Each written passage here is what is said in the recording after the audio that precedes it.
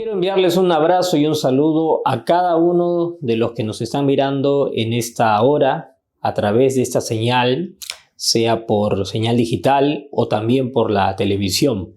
Un abrazo. Quienes habla es el pastor Jorge Acevedo desde Lima, Perú, para todos ustedes. Y he querido compartir con todos y cada uno que me están mirando en esta hora unos mensajes que creo yo te van a bendecir bastante. Estoy expectante por lo que Dios hará a través de estos videos. Creo firmemente que Dios va a retumbar en tu corazón a través de estas palabras. Quiero enviar saludos a todos los que nos miran, los que sintonizan. A la vez, a manera introductoria, animarte a que puedas, de una forma u otra, como te esté llegando este video, sea por Facebook o YouTube o un canal, puedas buscar la manera o la forma de agregarme en tus redes sociales. O sea, busca en Facebook mi red social oficial, que es Pastor Jorge Acevedo, dale like o me gusta, activa las notificaciones de transmisiones. También tengo un canal en YouTube que es Jorge Acevedo 27, dale like también, activa notificaciones y la verdad que me agradaría bastante después escuchar algún comentario de ti. Quiero en esta oportunidad compartirte una palabra que la encuentro en el libro de Apocalipsis capítulo 3. Específicamente tomamos desde el versículo 7 y voy a leer en una versión que es la de mayor dominio, creo yo, a nivel de Hispanoamérica, y es la Reina Valera versión del año 60. Quiero dar lectura desde el versículo 7 en adelante y dice: escribe al ángel de la iglesia en Filadelfia. Esto dice el santo, el verdadero, el que tiene la llave de David, el que abre y ninguno cierra, y cierra y ninguno abre. Yo conozco tus obras. He aquí, he puesto delante de ti una puerta abierta, la cual nadie puede cerrar, porque aunque tienes poca fuerza, has guardado mi palabra y no has negado mi nombre. He aquí yo entrego de la sinagoga de Satanás a los que se dicen ser judíos y no lo son, sino que mienten. He aquí yo haré que vengan y se postren a tus pies y reconozcan que yo te he amado. Por cuanto has guardado la palabra de mi paciencia, yo también te guardaré de la hora de la prueba que ha de venir sobre el mundo entero, para probar a los que moran sobre la tierra. He aquí yo vengo pronto. Retén lo que tienes, para que ninguno tome tu corona. Al que venciere, yo lo haré columna en el templo de mi Dios, y nunca más saldrá de allí. Y escribiré sobre él el nombre de mi Dios y el nombre de la ciudad de mi Dios, la nueva Jerusalén, la cual desciende del cielo de mi Dios y mi nombre nuevo. El que tiene oído, oiga lo que el Espíritu dice a las iglesias. Señor, añada toda su bendición a su palabra. Quiero que me prestes atención en los próximos 22, tal vez 23 minutos en adelante. Esto, creo yo, te va a bendecir de pies a cabeza. Estoy convencido de ello. He estudiado el libro de Apocalipsis y mientras te comparto este video, estoy dictando un curso relacionado al libro de Apocalipsis. Un curso muy interesante. Estoy enseñando a profundidad esto. Vengo estudiando este libro por un lapso de 20 a 22, tal vez 24 años, ¿no? Y es un libro sumamente interesante, perteneciente al género apocalíptico para los más estudiosos. El libro de la revelación de Jesucristo. El tema central del libro de Apocalipsis, como están de acuerdo la mayoría de estudiosos e intérpretes, es Jesús, la revelación de Jesús. Jesús revelado, el Hijo, el Cordero de Dios, inmolado, revelado, que se muestra, que se manifiesta. De hecho, la palabra Apocalipsis proviene de dos términos griegos. Uno es kalupsis y el otro es apo. Y kalupsis es básicamente el velo o develar, revelar. mientras que apo es un prefijo que quiere decir sin. Por lo tanto, podríamos decir que Apocalipsis significa sin velo o sin cobertizo, sin algo que cubra. Esto nos da una idea de que el velo es corrido. Y si se corre un velo, como quien corre una cortina de repente en casa, ¿no? Cuando llegas a tu casa, está todo muy oscuro y quieres que entre la luz del día, ponte que sea tal vez las 12 o las 11 de la mañana y afuera tenemos un sol radiante y lindo, pero tú quieres que esa luz entre por la ventana de tu sala, entonces corres la cortina, ¿me entiendes? Cuando tú corres permites que entre, se revele el sol, la luz, la iluminación que te da el sol entra a tu casa. Bueno, ese acto, esa acción de correr ese velo, eso es en griego Apocalipsis.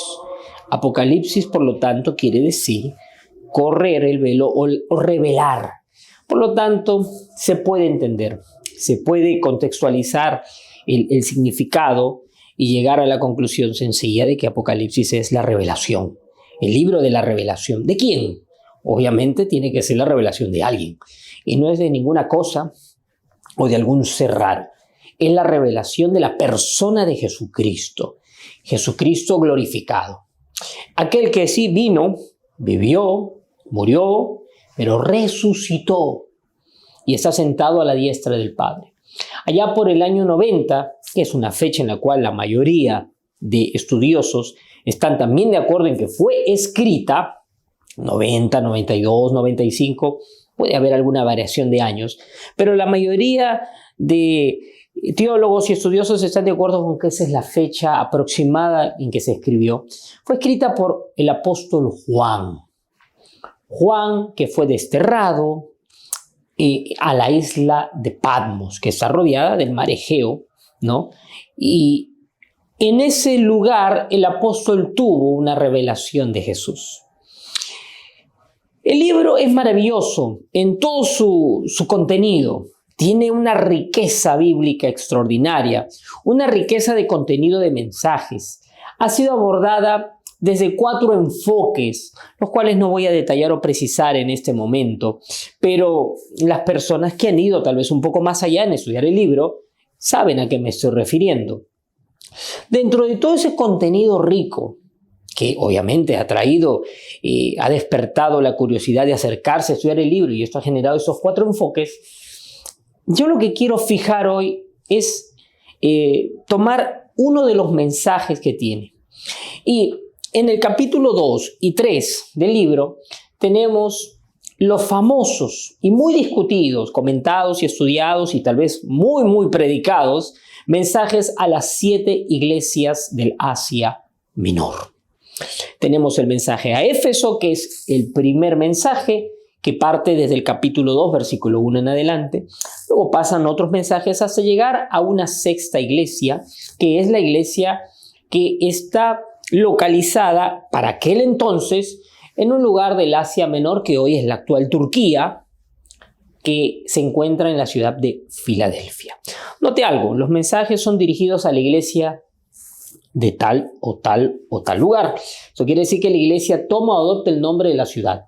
Es como decir, si estuviéramos hablando de Perú, la iglesia de Lima o la iglesia de Cusco. Si estuviéramos, por ejemplo, en el hermano país de Chile, la iglesia de Santiago o la iglesia de Concepción o la iglesia de Antofagasta o así sucesivamente, Argentina, Buenos Aires, Brasil, Río de Janeiro. Las iglesias que entendemos es la asamblea reunida en un lugar, toma o adopta el nombre de la ciudad. Por lo tanto, este grupo de hermanos estaban reuniéndose en una ciudad llamada Filadelfia.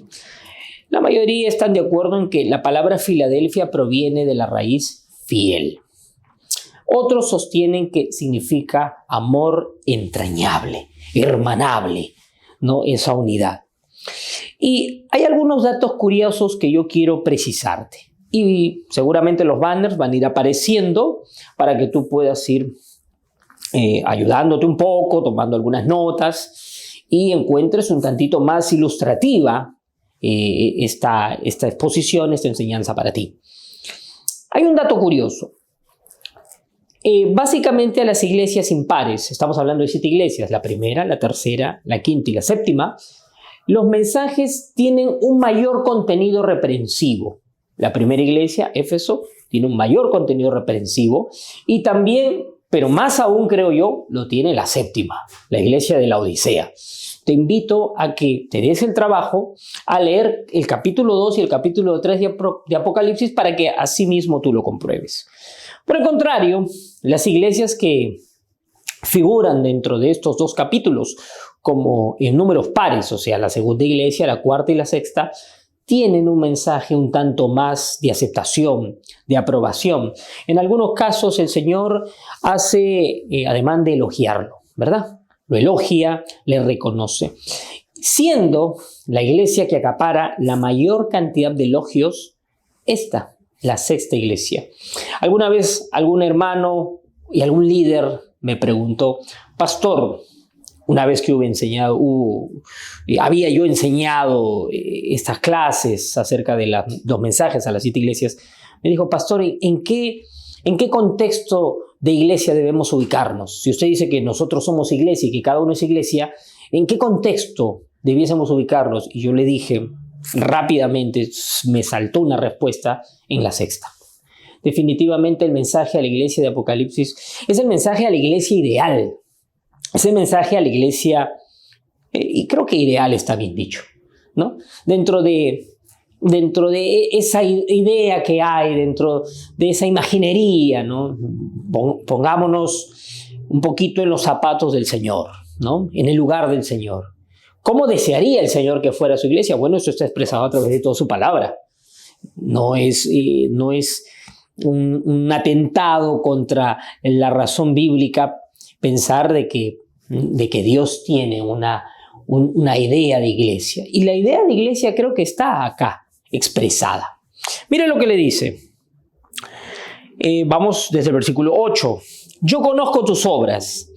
He aquí he puesto delante de ti una puerta abierta, la cual nadie puede cerrar, porque aunque tienes poca fuerza, has guardado mi palabra y no has negado mi nombre. Lo primero que Dios le dice, he puesto una puerta abierta, la cual nadie puede cerrar. Nadie podrá cerrar. Esta es una iglesia con cielos abiertos. Esta es una iglesia que tiene no solamente los cielos abiertos, sino que tiene una puerta abierta. Eso tal vez podría explicar un poquito más adelante. Hacer alguna precisión escatológica un poco más adelante. Pero lo que quiero remarcar acá es que es una iglesia que tiene el cielo abierto, y si tienes puertas abiertas, cielo abierto, lo que tú tienes es el favor del Señor para contigo. Es una iglesia que Dios le dice, he puesto una puerta abierta y nadie la puede cerrar. Nadie. Y aunque tú tienes poca fuerza, seguramente esto es a razón o a consecuencia del trajinar, del trabajo férreo que hay, no has guardado mi palabra y no has negado mi nombre.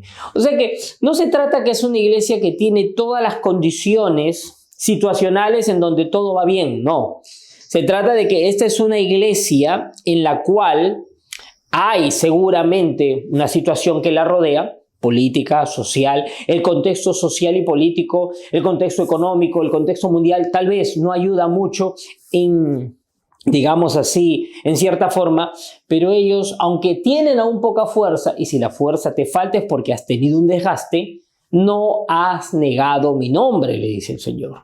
Esto es lo importante. O sea que es una iglesia que tiene las marcas de la prueba.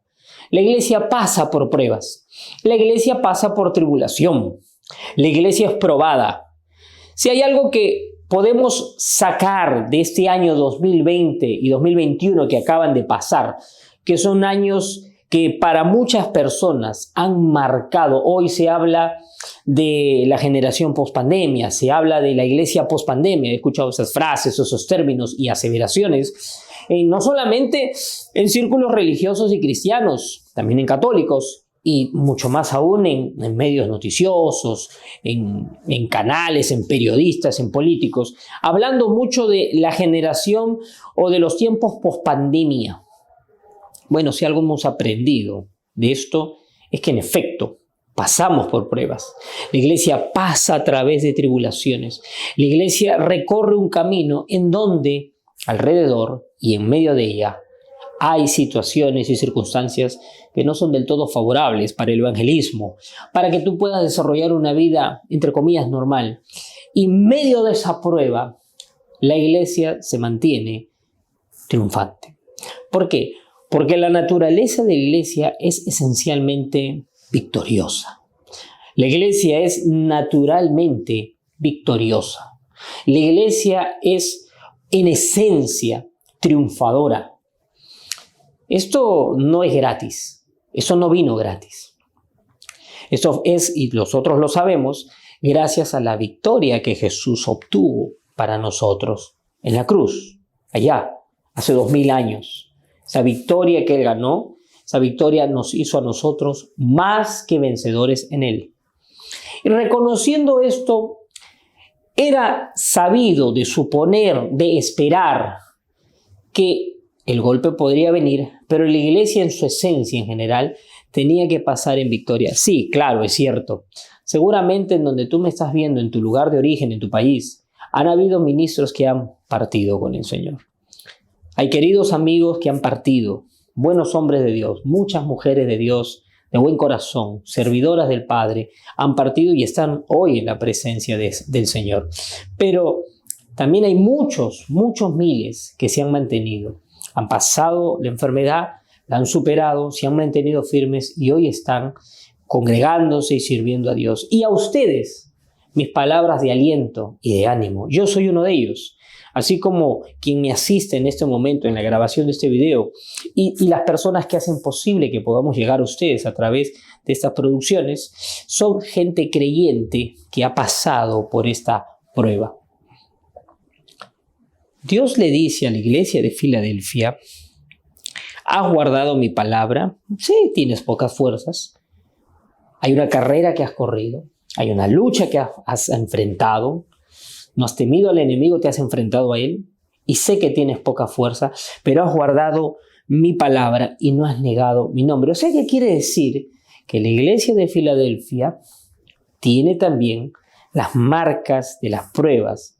Esas marcas, Pablo hablaba, ¿no? Las marcas de su apostolado, ¿no? Pablo hablaba las marcas de Cristo en él, ¿no? Y esto es algo que el Señor les remarca. Porque he escuchado a algunos que dicen, bueno, el mensaje de Filadelfia es un mensaje, es todo amor, es todo candor, es todo elogio. Parece que es una iglesia que vive en un lugar paradisíaco. No se equivoque.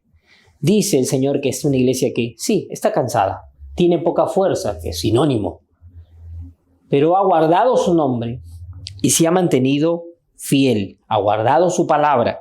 Dice más: he aquí yo entrego de la sinagoga de Satanás a los que se dicen ser judíos y no lo son, sino que mienten. Y aquí yo haré que vengan y se postren a tus pies. O sea, ¿qué quiere decir? Que ha tenido enemigos. ¿Quién dijo que la iglesia fiel no tiene enemigos de afuera, incluso de adentro? Dice que estos eran unos tales de la sinagoga, y Jesús es contundente al decir que es la sinagoga de Satanás. Esto es muy contundente. A los que se dicen ser judíos y no lo son. Está hablando de un grupo que profesa una religiosidad.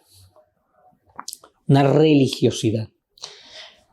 El problema de la religiosidad es que a veces o en muchas ocasiones suele fomentar o perpetrar una vida un tanto falaz. Me explico.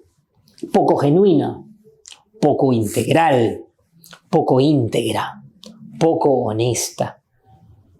Y ese es el problema del religioso.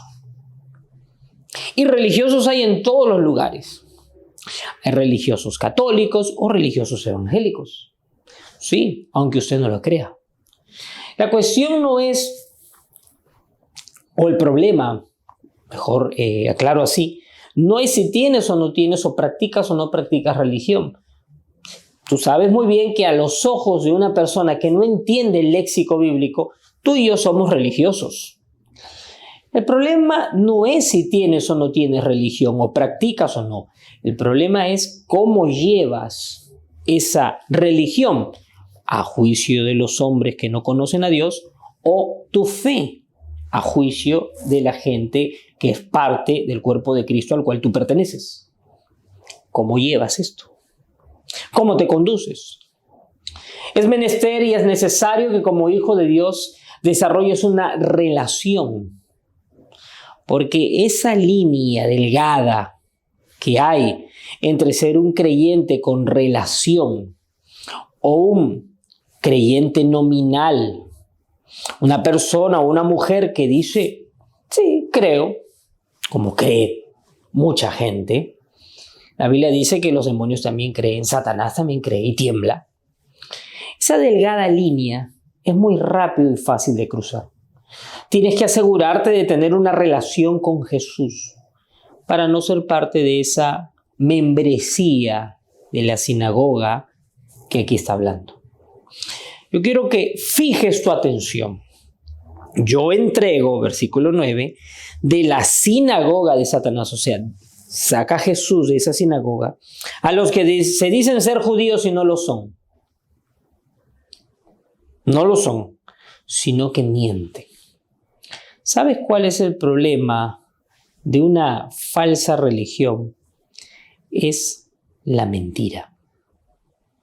La mentira es algo con lo cual hablemos en verdad y a corazón abierto. Es algo en lo cual hemos caído en cierta forma o manera, consciente y algunas veces inconscientemente. Cuando nos comprometemos con algo, por ejemplo, y no lo hacemos. Alguna vez, por ejemplo, alguien te llamó para decirte, hermana, te quiero pedir oración. Pastor, le quiero pedir oración. Ore por mi cuñada que está mal. Se lo pido, por favor, ayúdeme a orar. Y dijiste, amén, hermana, voy a orar por ti. Pero luego estás tal vez en el metro, estás en el taxi, estás en tu carro, estás en un viaje, estás ocupado, te entran 10, 15 mensajes por el WhatsApp, estás contestando, estás entretenido, llegas a donde tienes que llegar, haces lo que tienes que hacer, llegas a tu casa a descansar, te olvidaste y después de 2 o 3 días te dices, ay, verdad, la hermana me llamó, ¿no? Sí, verdad que la hermana me llamó y me pidió que haga aquello, lo otro, pero no oraste en el momento. Pero resulta que en el momento tú le habías dicho, sí, voy a orar por ti, cuenta con mis oraciones. ¿Te diste cuenta alguna vez que en eso estamos faltando a la verdad? Y más que eso, faltar a nuestro compromiso.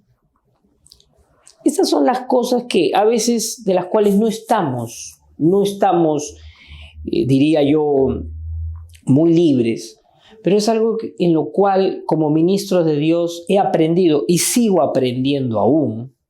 Sigo aprendiendo, tengo 30 años caminando con Jesús. De esos 30 años, un promedio de 29 años sirviéndole a Cristo, un promedio de más de 23 a 24 años a tiempo completo. Y durante todo este tiempo sigo aprendiendo y no me canso de aprender. Que son estas cosas las que hay que cuidar. Y vaya, hay que hacer un mea culpa, empezando por los pastores y los ministros de Dios, que en eso también nos hemos equivocado. Y no tengo un problema en reconocerlo. No me enorgullece, pero creo que debemos empezar a sincerar más los mensajes y los púlpitos, reconociendo los errores que cometemos. Hay que cuidarnos de cruzar esa delgada línea, procurando en todo momento como ministros de Dios. Pablo aconsejaba, procurad vuestra salvación.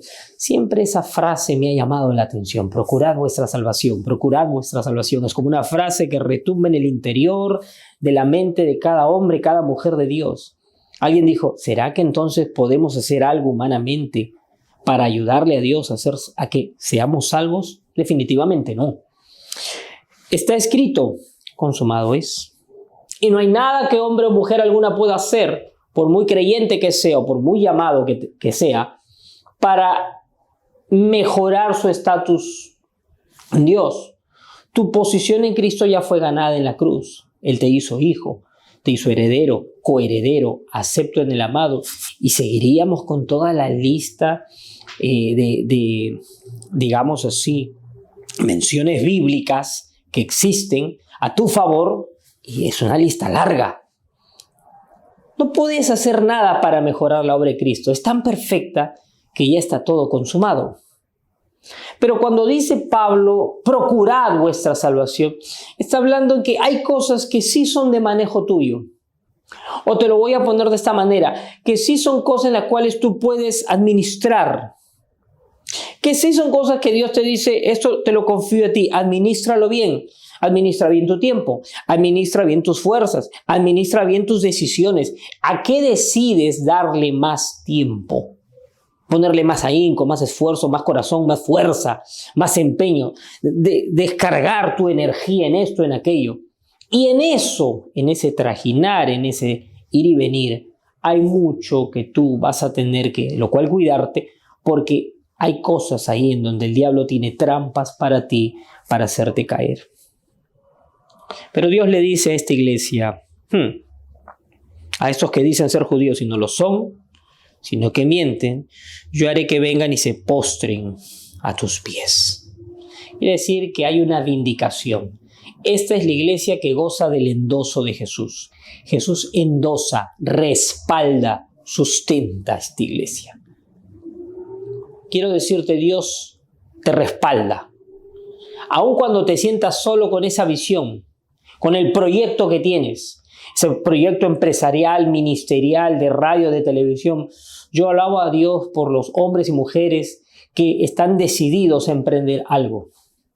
Porque el emprendimiento es señal de que le estás creyendo a Dios. Es señal de que le estás creyendo a Dios. Así que voy a terminar aquí. Esto se ha prolongado bastante, pero creo que es de bendición. Voy a hacer una segunda parte de esto. Y espero que el próximo programa que tú me escuches podamos terminar lo que sigue en los versículos siguientes, porque el contenido de este mensaje es profundamente aleccionador.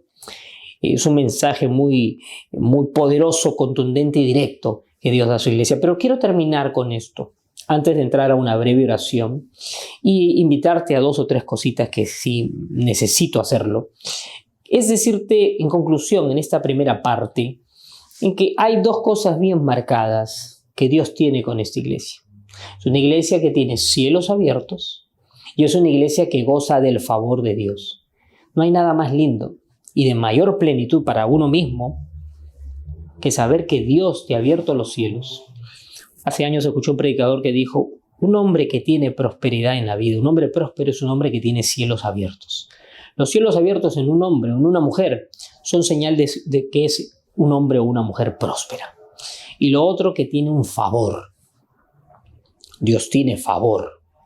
Voy a traer a tus enemigos y los voy a postrar a tus pies. Mira la magnitud del respaldo de Dios. Quiero orar contigo.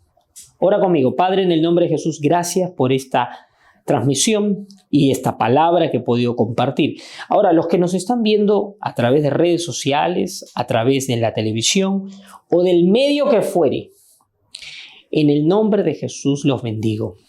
Yo hablo palabras de bien sobre ellos. Ábrele los cielos y, Señor, dales tu respaldo. Que ellos sean una iglesia a la manera de Filadelfia, en el nombre de Jesús. 3 cositas. Comparte este canal que estás viendo. Es un canal en Facebook, YouTube, Instagram o cualquier otra red social. Hazlo. TikTok, hazlo. Compártelo. Y comprométete y activa las notificaciones. Segundo, sígueme en mi cuenta oficial en Facebook. Estoy publicando videos, contenido escrito, diseños. Hay todo un trabajo que estamos haciendo y la cuenta es Pastor Jorge Acevedo en Facebook o en YouTube, así como en Instagram estoy como Jorge Acevedo 27.